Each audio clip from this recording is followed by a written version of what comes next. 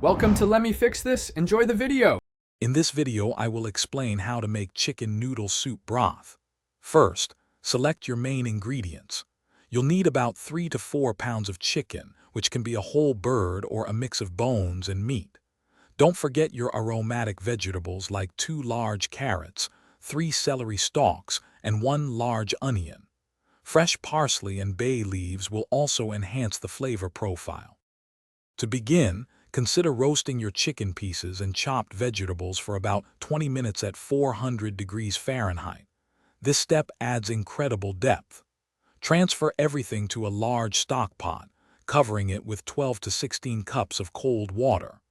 Bring it to a gentle simmer, then reduce the heat and let it cook slowly for at least 2 to 4 hours, skimming any foam.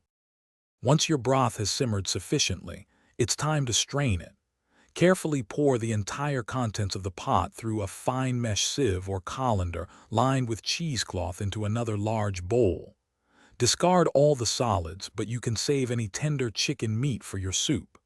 Now, season your rich, golden broth with salt, black pepper, and fresh parsley to taste.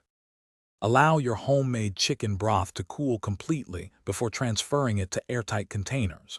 You can refrigerate it for up to 4 days, or freeze it in smaller portions for several months, making future meals much easier. This versatile broth is perfect for your chicken noodle soup or any recipe needing a flavorful base.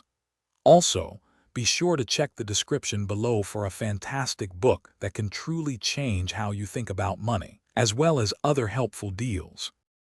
Thanks for watching. If you found this helpful, don't forget to like and subscribe.